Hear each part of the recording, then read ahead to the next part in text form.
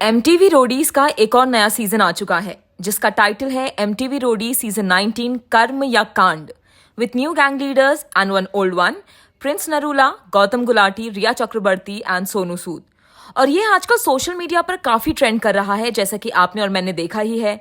और इसके ट्रेंड करने का रीजन है the fight between the gang leaders Prince Narula and Gautam Gulati. Now coming to the reason why you clicked on this video. Why do I think that the fight between Gautam and Prince is scripted? Well, because of Riya Chakrabarti. तो जैसा कि आप सभी जानते ही हैं that 2020 में on July 13th Sushant Singh Rajput died because of suicide or murder, don't really know. And it created a lot of controversy कि ये suicide था या murder. और फिर वो न्यूज चैनल्स की डिबेट्स, CBI का angle, you all remember that. और उस मर्डर कंट्रोवर्सी में रिया चक्रवर्ती became accused number 1, जिनके खिलाफ there were a lot of media trials and proofs. I'm literally getting flashbacks of those time. Okay, coming back to the topic. तो इस वजह से रिया चक्रवर्ती got a lot of hate from the public. बात तो यहाँ तक आ गई थी that people were demanding jail for her.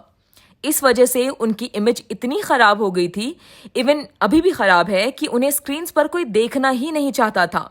Audiences ने तो उन्हें इंडस्ट्री से बैन करने को भी बोल दिया था और डिक्लेयर कर दिया था कि अगर वो किसी भी प्रोजेक्ट का हिस्सा बनी तो वे उसे कभी नहीं देखेंगे। लेकिन फाइनली आफ्टर 3 years उन्हें काम मिला, and that too in MTV, जहां से उन्हें रिकग्निशन मिला था एज अ VJ। अब जब MTV रोडीज ने उन्हें as a gang leader audiences के सामने प्रेजेंट किया तो they must have also had a fear of the season getting trolled a lot. एक तो गैंग लीडर्स चेंज कर दिए और उसके ऊपर से रिया चक्रवर्ती को लेकर आ गए, जो कि अपने आप में एक रिस्की डिसीजन है।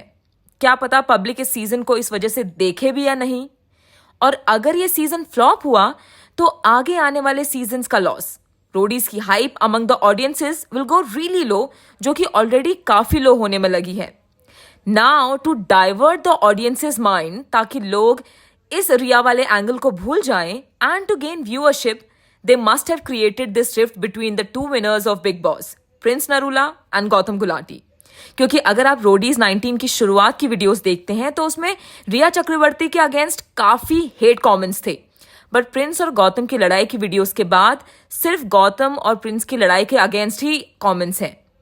तो ये जो लड़ाई गौतम और प्रिंस के बीच में दिखाई जा रही है, I feel it's completely scripted and to gain viewership and to distract audiences mind. Because अगर आप इसके ऑडिशंस देखते हैं तो आपको काफी इन्फ्लुएंसर्स भी इसमें ऑडिशन देते हुए देखने को मिलेंगे।